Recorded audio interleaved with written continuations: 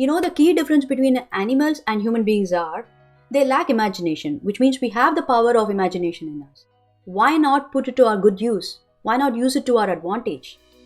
So imagine the ability to shift between past, present, future at your own discretion, at your own choice, in order to achieve your goal. How does it make you feel? Obviously, you will feel powerful, energetic, and almost like a superhuman. But how do we do that? You're watching EQ Hack series to improve your emotional intelligence, and I'm on a mission to help 1 lakh women entrepreneurs achieve freedom using emotional intelligence and digital entrepreneurship.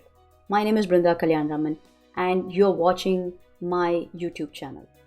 So far, we have seen a lot of tools and technologies to improve your emotional awareness. That is being the first step towards emotional intelligence. Like, how do you name your emotions, simple to complex? How do you notice your patterns so you will know exactly when you get triggered, your hot buttons, and you will also be able to read the same in others.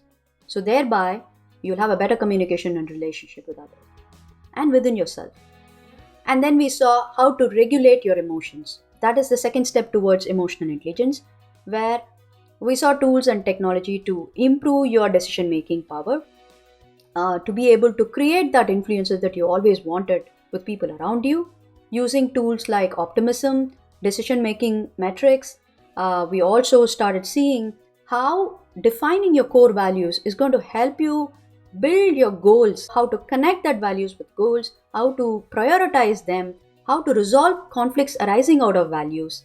We also saw how remembering the feeling or emotions that you felt in the past or even present moment is going to help you recreate the desired feel in you to achieve whatever you want in future.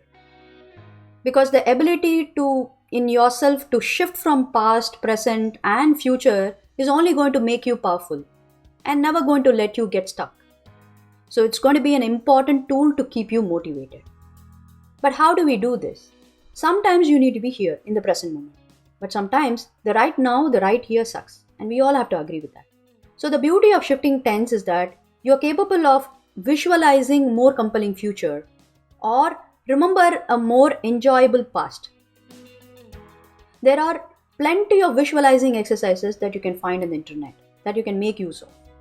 But at the same time, if you catch yourself dwelling more on a painful past or in an unrealistic future, you got to bring yourself back together in the moment, right here, right now, and find the joy in the present moment.